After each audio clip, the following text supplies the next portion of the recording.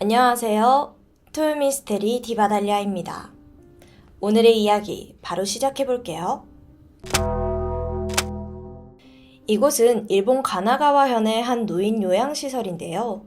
지난 2014년 11월 4일 새벽 1시 50분, 이곳 실내 정원에서 87세의 노인 남성이 쓰러진 채 발견되었습니다. 최초 발견자는 당직을 서고 있던 시설 직원으로 그는 발견 당시에 이 노인이 이미 숨을 쉬지 않고 있었다고 진술을 했어요. 경찰 조사 결과 노인의 사인은 추락사였습니다. 시설 측은 경찰에 사망한 노인이 치매를 앓고 있었기 때문에 아마 스스로 목숨을 끊었을 가능성이 있다면서 조심스럽게 의견을 전달했습니다. 실제로 유서도, 목격자도, CCTV의 증거도 없었고 특별한 타살의 혐의점도 없었기 때문에 경찰 역시 이대로 사건을 마무리하려고 했죠. 그런데 한 달이 지난 12월 9일에 또 한 건의 사망사고가 발생했습니다. 이번에도 86세의 여성 노인 한 명이 정원에서 사망한 채 발견된 거죠. 그리고 한 달이 채 지나지 않은 12월 31일에 96세의 여성 노인 한 명도 같은 장소에서 같은 모습으로 발견되었습니다. 2달 새에 같은 시설에서 무려 3명의 노인이 같은 사인으로 사망한 겁니다. 이거 우리가 생각해도 조금 이상하잖아요. 경찰 또한 이 일련의 사망 사건들이 모두 극단적인 선택일 가능성은 낮다고 판단이 되었고 분명 누군가가 노인들의 죽음에 연관이 되어 있을 거라고 생각이 들었어요. 경찰의 판단에는 근거가 있었습니다. 바로 층마다 설치되어 있는 베란다 난간이었는데 사망한 노인들이 발견된 장소는 실내 정원이잖아요. 거기가 각 층의 베란다에서 내려다볼 수 있는 장소예요. 따라서 정원으로 떨어지려면 이 베란다에서 뛰어내려야 합니다. 그런데 이 베란다에는 약 120cm 정도 난간이 설치되어 있었어요. 일반 성인들에게는 이 높은 높이는 아니지만 고령의 노인들이 자력으로 넘기에는 조금 무리가 있는 높이입니다. 게다가 사망한 노인들은 평균 신장 한 160cm 정도의 거동이 불편한 상태였기 때문에 이들이 스스로 난간을 넘어서 정원으로 뛰어내렸다는 건 사실상 말이 되질 않습니다.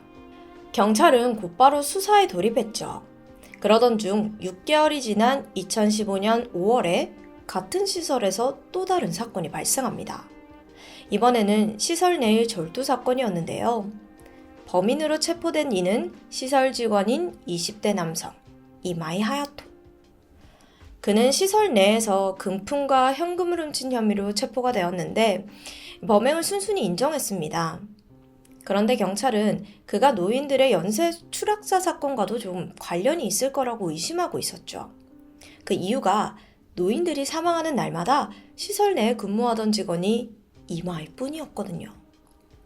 당연히 모든 사건의 최초 발견자 또한 이마이였습니다. 처음에 경찰은 그를 유력 용의자로 보고 있었지만 체포할 만한 증거가 없어서 답답하던 상황이었거든요. 근데 마침 절도 사건으로 그를 체포할 수 있게 돼서 다행이었죠. 경찰은 이마이에게 너 노인들의 추락사와 관계가 있냐? 이렇게 물었지만 그는 나는 전혀 관계가 없다면서 강하게 부인했어요. 하지만 이내 그는 태도를 바꿔서 자신의 범행을 인정하는데요. 사실 자신이 죽일 생각으로 노인들을 베란다에서 내던졌다고 자백한 겁니다. 범행 동기에 대해서는 구체적으로 밝혀지진 않았지만 여러 감정이 있었다고 말을 하는데요. 그러면서 손이 많이 가는 노인네들 귀찮아서 베란다 밖으로 던져버렸다. 노인네들 간병하느라 내가 스트레스가 어마어마하게 쌓였다. 이들이 사라지면 일이 조금 편해지지 않을까 생각했다. 등의 발언을 하면서 조사를 진행하는 경찰을 충격에 빠지게 했습니다. 한마디로 업무에서 쌓인 스트레스를 풀기 위해서 노인들을 살해했다는 건데요. 이마이에 대해서 한번 살펴보면 그가 해당 시설에 입사한 건 2014년 5월이었습니다. 그는 요양보호사로 일했던 경험은 없었지만 응급구조사 자격증을 가지고 있어서 일에 빠르게 적응했다고 해요. 그는 일을 잘한다고 평판이 좋았고 힘든 일도 담담히 해내는 직원이었다고 동료들은 말했습니다. 그런데 이 이마이를 좋게 보던 직원들도 어느 순간부터는 그를 이상하게 여기기 시작했는데 그게 바로 절도 사건 때문이었습니다. 이마이가 당직을 서는 날에만 자꾸 노인들이 사망하는 일이 생기니까 시설 측에서 그에 대한 배려로 그를 당직에서 제외시켜줬다고 해요. 앞서 언급했던 이 시설 측은 사망한 노인들이 스스로 목숨을 끊을 가능성을 생각했던 겁니다. 이 시설에서는 그가 정신적으로 좀 힘들까봐 배려를 해준 거죠. 근데 이마이가 당직을 안 서니까 이번에는 노인이 살해되는 사건은 발생하진 않는데 이상하게 물건이 자꾸 없어진다는 말이 도는 거예요. 해당 시설의 입소자들 대부분이 치매를 앓고 있었기 때문에 처음에는 직원들 모두가 그냥 치매로 인한 망상이라고 판단을 했습니다. 실제로 그런 경우가 잦거든요. 그런데 점점 직원들이 직접 느낄 정도로 물건들이 사라지는 거예요. 항상 반지나 목걸이를 차던 노인들이 반지가 없어지거나 목걸이가 없어지거나 하는 일이 몇 번씩이나 발생을 하니까 직원들은 서로를 주시하기 시작했습니다. 본래 치매를 앓고 있는 입소자들은 현금이나 현물을 갖지 못하는 게 원칙인데 좀 간호 등급이 낮은 입소자들 경우에는 소지가 가능했다고 해요. 한마디로 훔치려면 언제든지 훔칠 수 있는 그런 환경이었던 겁니다. 그리고 이마이가 의심을 받기 시작한 건 그의 행색이 눈에 띄게 좋아지기 시작한 게 계기였어요. 이마이는 어느 순간부터 경마에서 큰 돈을 땄다며 한 끼에 30만 원, 40만 원이 넘는 고급 레스토랑에 자주 가면서 사치를 부리기 시작했습니다. 이에 대해 직원들이 물으면 대학병원에서 내가 응급구조사로 투잡을 뛰고 있다고 했고요. 평소 업무에 있어서 유능했던 직원이었기 때문에 동료들은 그의 대답을 믿고 큰 의심을 하지 않았습니다. 오히려 와 정말 대단하다 이렇게 여기기도 했죠. 하지만 이 모든 이야기는 거짓이었습니다.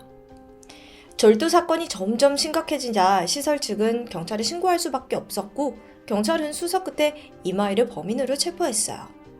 그는 노인들의 목욕을 도우면서 그들이 착용하고 있던 귀금속을 빼내거나 입소자들의 방이 비어있는 사이에 지갑 안에 현금을 훔쳤습니다. 그렇게 훔친 물건과 돈으로 사치를 부린 거죠. 그런데 이마이가 체포되고 난 후에 시설 직원들 사이에서는 한 가지 이상한 이야기가 퍼지기 시작하는데요. 사실 세 번째 추락 사건이 있기 전에 시설 내에서 또 한 건의 사망 사건이 있었습니다. 입소자 한 명이 자신의 방 화장실 앞에서 쓰러진 채 발견되어서 병원으로 이송이 됐는데 끝내 사망한 사건이었죠. 당시 최초 발견자 역시 당직 근무를 서고 있던 이마이였습니다. 그런데 유족이 시설 측에 이런 말을 남겼다는데요. 자신의 어머니는 스스로 거동을 할 수 없는 사람인데 화장실 앞에서 쓰러진 게 너무나 이상하다고요. 그래서 살인이 의심된다고 했습니다. 그러나 이 사건은 사건성이 없는 것으로 판단이 되어서 그대로 종결되어 버렸죠. 자, 이 사건이 직원들 사이에서 이야기가 되었던 이유는 그가 해당 입소자의 사망 직전 저 사람 슬슬 위험하다고 말했기 때문입니다. 이마이가 직원들에게 저 사람 곧 죽을 것 같다, 그렇게 느껴진다 이렇게 말하고 얼마 지나지 않아서 실제로 사망한 거예요. 당시에는 우연의 일치라고 여겼던 일들이 그가 추락사 사건의 범인이라고 알려지고 나서는 우연이 아니었습니다. 아마 살해를 하기 위해 밑밥을 깐 것으로 생각이 되는데요. 그런 거죠.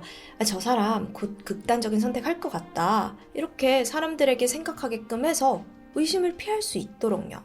하지만 이마이는 구체적인 범행 동기는 물론 해당 사건과의 연관성에 대해서도 입을 꾹 다물었어요. 확실한 건 밝혀지지 않았습니다.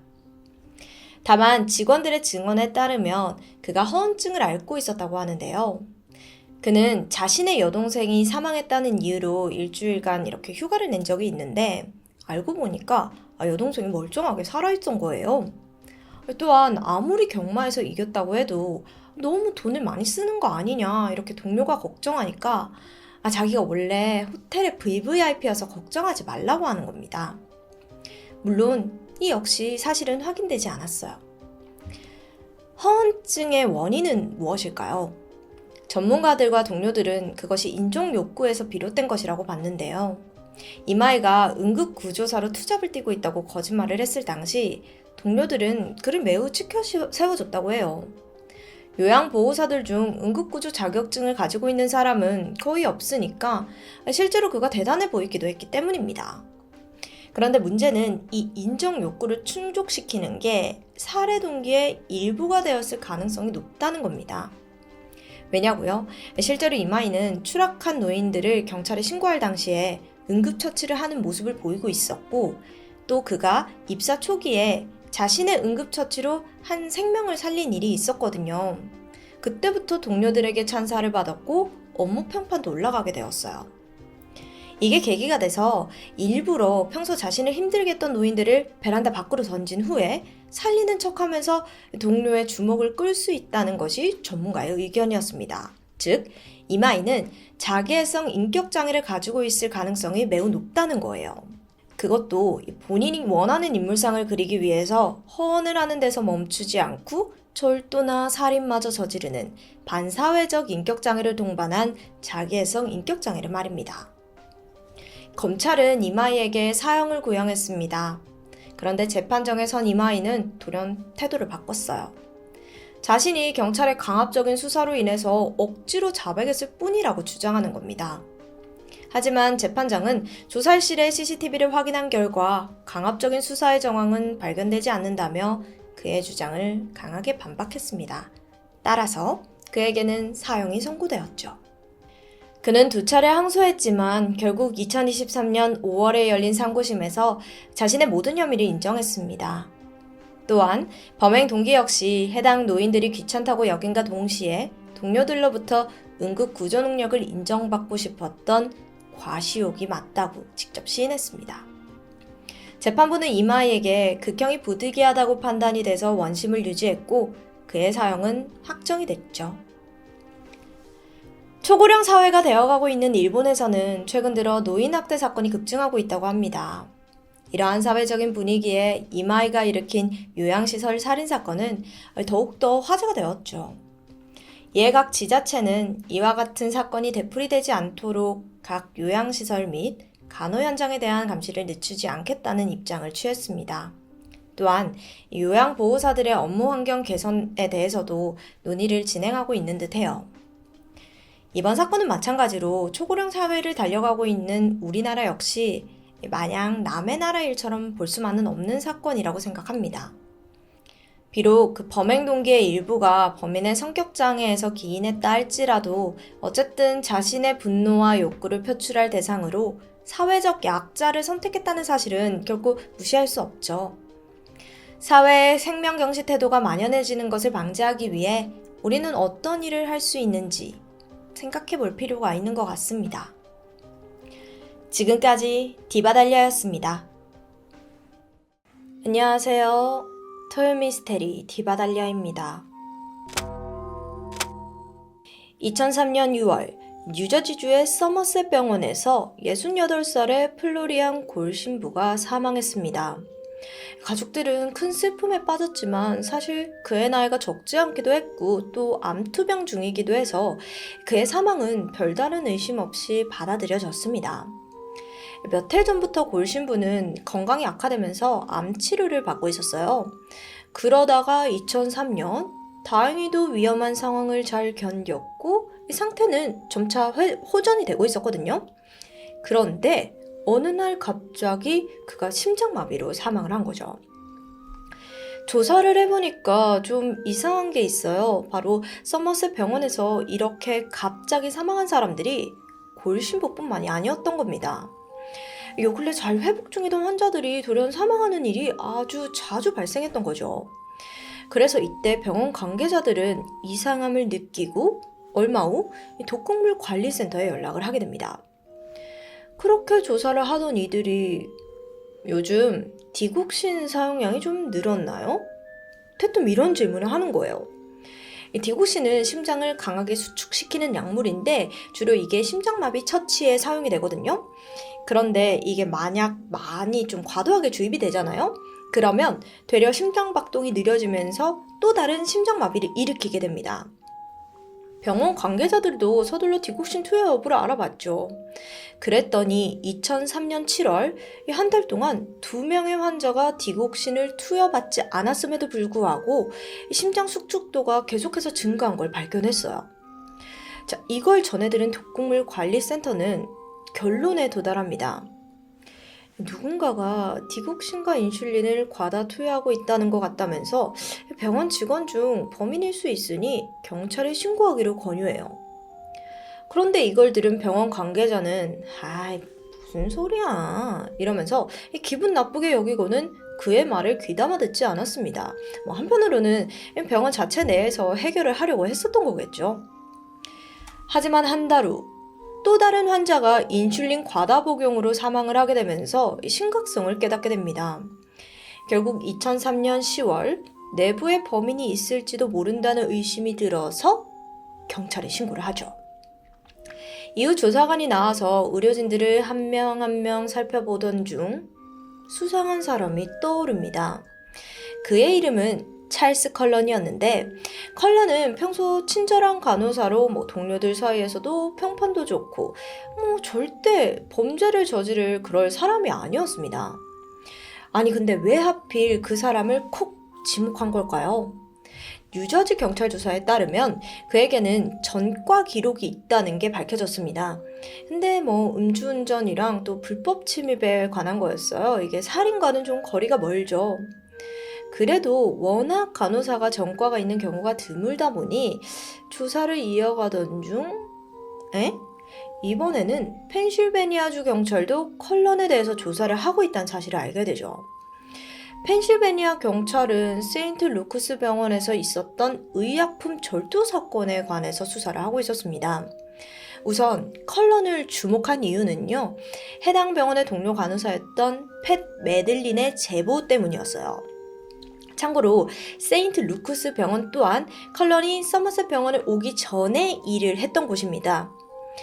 컬런을 의심하기 시작한 이유는 일단 병원에서 수상한 일이 계속해서 발생했기 때문이에요. 컬런이 근무하고 난 다음 날이면 병원 폐기물 보관함에서 수많은 약병들이 발견되어 있었던 거죠. 약물의 종류는 대부분 디곡신, 인슐린, 그리고 베카론이었는데 세 가지 약물들은 모두 과다 복용을 했을 때 죽음까지 이르는 치명적인 약물입니다. 그런데 이 약병들을 보는 순간 동료 간호사 매들리는 몇 달 전 갑작스럽게 사망한 스팽글러라는 사람이 떠올랐어요. 왜냐면 그가 처음 병원에 왔을 때는 의식이 없는 중환자였거든요. 그러다가 기적적으로 정신을 차리고 2002년 1월 초에는 노래를 부를 정도로 건강을 회복했어요. 그런 그가 갑자기 심장마비로 사망한 겁니다. 때마침 사망 당일 그를 담당한 간호사는 컬런이었죠. 너무 건강했는데 갑자기 심장마비? 그러고 보니 컬런. 제가 일한 다음 날에는 항상 이 병원 폐기물 보관함에서 약품들이 많이 버려져 있었는데 매들리는 순간 컬런을 의심했고 몰래 그의 근무일지 하나하나를 확인해요. 그가 처음 근무했을 때부터 싹 다요. 그가 세인트 루크스 병원에서 근무한 2000년 4월부터 2002년 6월까지 컬런이 일하는 동안 사망한 환자는 67명이었습니다. 그중 컬런이 담당한 환자는 40명이었고요. 물론 이 의료진들은 늘 삶과 죽음의 경계에 있는 환자들을 많이 만나긴 하지만 이게 그렇다 하더라도 이 숫자는 일반적인 사망률보다 훨씬 높은 수치예요. 그래서 깜짝 놀란 매들리는 조사한 자료를 상사에게 보고했죠. 근데 다들 저 과대망상이다 라면서 그녀의 의견을 묵살시키는 거예요. 또 한편으로는 혹여나 이 컬런이 또 무슨 문제를 일으킬까 싶어서 컬런에게 추천서를 써주며 다른 병원으로 이직할 걸 권유합니다. 즉 이 말은 이게 무슨 말인지 아시겠죠? 병원을 지키기 위해 이 사건을 은폐하기로 한 겁니다. 하지만 간호사인 매들리는 진실을 밝혀야겠다고 마음먹고 경찰에 제보를 하게 된 거겠죠.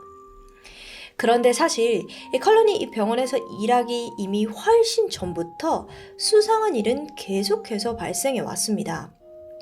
그 한 예로 10년 전인 1993년에 그가 워렌 병원에서 일을 할 때였어요.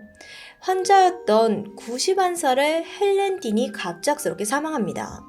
그녀는 유방암 수술을 위해서 이게 입원을 했는데 고령의 나이에도 불구하고 수술은 잘 끝났고 또 빠르게 회복을 하고 있었어요. 그렇게 퇴원을 앞두고 있던 어느 날 병실에서 깍 하는 비명소리가 울립니다. 병실 밖에 있던 아들이 놀라서 안으로 뛰어들어갔죠? 이때 디는 남자 간호사가 자신을 바늘로 찔렀다면서 막 얘기를 하는 거예요. 실제로 아들이 확인해보니까 어머니의 허벅지 앞쪽에는 진짜 주사 자국이 남겨져 있었는데요. 검사를 한다고 했는데 그것 때문인가 싶었지만 몇 시간 후 디는 호흡이 불안정해지더니 곧이어 심장마비로 사망합니다. 아니, 유방암 수술 잘 받고 이제 곧 퇴원인데 이게 무슨 일이에요? 아들은 순간 어머니의 죽음에 그 남자 간호사가 깊게 연루가 되어 있다고 생각하죠. 그게 바로 컬런이었고요. 그래서 아들은 살인신고를 접수해요.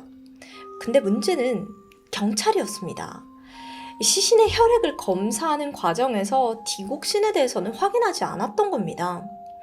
허술한 수사로 타살을 입증할 증거는 없었고 결국 이 사건은 혐의 없음으로 종결되어 버렸죠.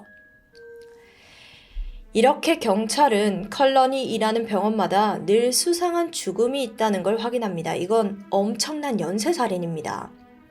자, 이제 본격적으로 수사를 해야겠죠. 그런데 문제는 지금 컬런이 일하는 서머셋 병원에서 이 사건을 축소시키려고 하는지 비협조적인 거예요. 예를 들면 컬런이 근무 중 사용한 의약품 내역을 확인해 보려고 픽시스 사용 기록을 요청해요. 여기서 픽시스는 의료기계인데 이게 쉽게 설명하면 환자의 이름으로 약을 신청하고 꺼내가고 그리고 기록되는 방식인 겁니다. 근데 이게 마지막에 만약에 취소를 누르잖아요. 그러면 약품을 취소했다는 기록은 남지만 약은 꺼내갈 수 있는 큰 결함이 있습니다. 자, 어쨌든 병원에서는 의료 기록은 최대 30일까지만 보관돼요 라면서 막 귀찮다는 듯 이 기록을 보여주지 않는 거예요. 그래서 결국 경찰들이 그러면 우리가 기계 강제로 회수해서 FBI에 맡길 거다 이렇게 겁을 주니까 그제서야 그 기록을 내놓습니다. 그런데 또 문제는 픽시스 기록이 대부분 전문적인 내용들이에요. 또 거기에 더해 병원도 협조도 안 해줘. 경찰들이 의료 기록을 이해하는 건 당연히 어렵죠. 그래서 이 병원의 내부에 협력자가 절실히 필요한 상황이잖아요. 경찰은 컬런의 동료 간호사였던 에이미 로프런에게 접근을 하기 시작합니다. 처음 로프런도 수사에 협조할까 말까 많이 망설였대요. 왜냐하면 내부의 고발자가 될 수도 있으니까요. 고민하던 차에 마침 그녀의 딸이 따끔하게 한마디 해요. 엄마, 지금 살인마를 막지 않으면 죄 없는 사람들이 죽어요. 이 말에 로프런은 결심했고 급격히 수사가 진행됩니다. 컬런의 픽시스 기록을 자세히 살펴보는데 어라? 이상한 점이 있어요. 유달리 취소건이 많은 겁니다. 아까 전에 기억하시죠? 이 기계의 결함이요. 컬런은 환자 이름으로 디곡신을 받아간다고 입력은 했지만 이후 약품을 빼돌린 후 해당 건을 취소해버린 거죠. 그렇게 병원에 들키지 않고 약물을 사용한 겁니다. 전에 일하던 세인트 루크스 병원에서도 같은 방법으로 약품을 빼돌린 거고요. 자, 이제 이 결정적인 증거는 발견한 것 같죠? 근데 쉽지가 않아요. 약을 빼돌린 건 빼박인데 이걸로 환자들을 살해했다고 보는 확실한 증거가 아니었거든요. 그러면 피해자의 시신을 분석해서 이 디곡신이 나오는지 안 나오는지 확인하면 되잖아요. 그래서 이때 경찰은 가장 최근에 사망한 골신부의 유족들에게 전화를 합니다. 이미 죽은 이들의 시신을 꺼내서 다시 부검을 한다는 게 유족들로서는 영 내키지가 않을 겁니다. 하지만 이 방법만이 추가적인 살상을 막는다는 설득에 결국 유가족들은 경찰의 요청을 수락해요. 얼마 후 부검이 진행되었고 골신부의 시신에서는 다량의 디곡신이 발견되는데 이건 결정적인 증거였죠. 2003년 12월 14일, 찰스 컬런은 드디어 살인 혐의로 체포가 되었는데요. 하지만 그는 입을 꾹 다물었어요. 여러 방법으로 설득을 해도 절대 입을 열지 않았습니다. 그런데 이때 동료 간호사 로프런이 나서게 됩니다. 아까 딸의 말을 듣고 그 수사에 도움을 줬던 그 사람이요.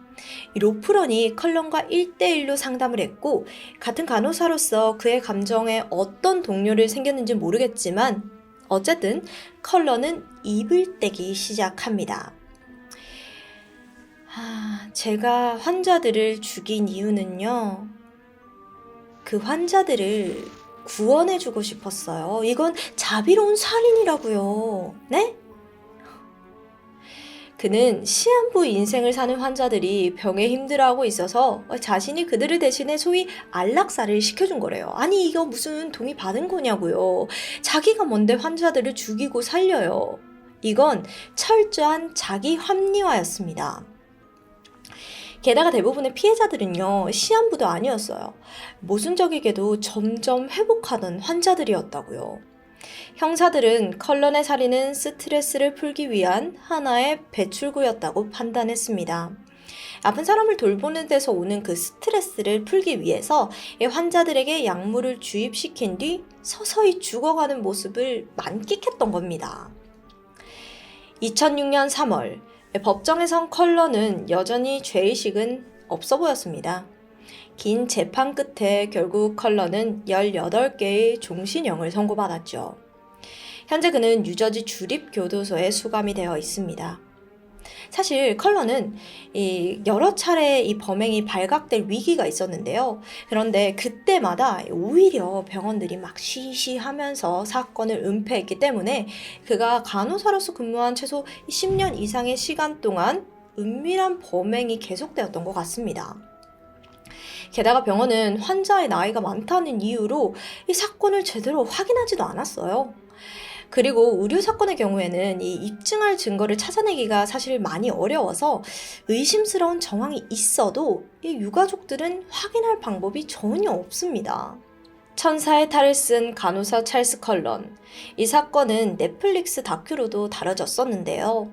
정말 꼴보기 싫은 게 내막을 짐작했던 병원들은 오직 이 병원의 이름에 먹칠을 할까, 환자가 줄어들지 않을까 전전긍긍하면서 그냥 컬런을 해고해버리고 모든 게 묻히기를 바랬죠. 인간의 생명을 다루는 게 병원인데 참 씁쓸하죠. 찰스 컬런이 앗아간 건 그저 환자들의 목숨뿐만이 아니라 누군가에게는 아버지와의 추억을, 또 누군가에게는 어머니와 함께하는 결혼식을, 또 누군가에게는 이 가족들이 함께 나누는 저녁 식사를, 수백 명이 가질 수 있었던 추억과 시간들을 뺏어간 거겠죠. 지금까지 토요미스테리 디바달리아였습니다.